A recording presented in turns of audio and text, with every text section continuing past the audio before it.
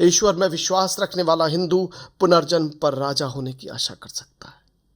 एक मुसलमान या ईसाई स्वर्ग में व्याप्त समृद्धि के आनंद की और अपने कष्टों और बलिदान के लिए पुरस्कार की कल्पना कर सकता है। किंतु मैं क्या आशा करूं?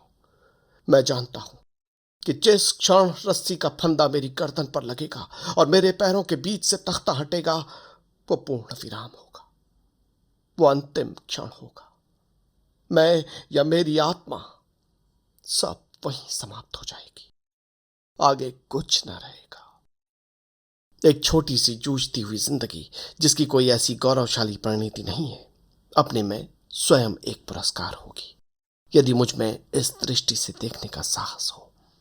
बिना किसी स्वार्थ के यहां या यहां के बाद पुरस्कार की इच्छा के बिना मैंने अनासक्त भाव से अपने जीवन को स्वतंत्रता के ध्येय पर समर्पित कर दिया है, क्योंकि मैं कुछ और कर ही नहीं सकता था।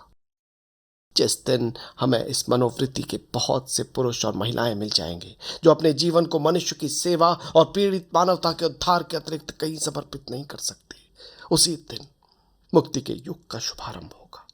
वे शोषकों, उत्पीड़कों और अत्याचारियों को चुनौती देने के लिए उत्प्रेरित होंगे, इसलिए नहीं कि उन्हें राजा बनना है या कोई अन्य पुरस्कार प्राप्त करना है, यहां या अगले जन्म में या मृत्यु उपरांत स्वर्ग में। उन्हें तो मानवता की गर्दन से दासता का चूहा अवतार फेंकने और मुक्ति और शांति की स्थापना करने के लिए इस मार्ग को अपनाना होगा। क्या वे उस रास्ते पर चलेंगे जो उनके अपने लिए खतरनाक किंतु उनकी महान आत्मा के लिए एकमात्र कल्पनीय रास्ता है? क्या इस महान ध्येय के प्रति उनके गर्व को अहंकार कहकर उनका गलत अर्थ लगाया जाएगा? कौन इस प्रकार के घृणित विश्लेषण पर बोलने का साहस करेगा? या तो वो मूर्ख है या धूर्त।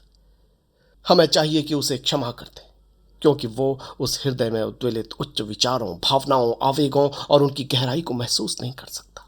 उसका हृदय मांस के एक टुकड़े की तरह मृत है। उसकी आंखों पर अन्य स्वार्थों के प्रेतों की छाया पड़ने से वे कमजोर हो गई है। स्वयं पर भरोसा रखने के गुण को सदैव अहंकार की संज्ञा दी जा सकती है। ये दुखपूर्ण और कष्टप्रद है, पर चारा ही क्या है?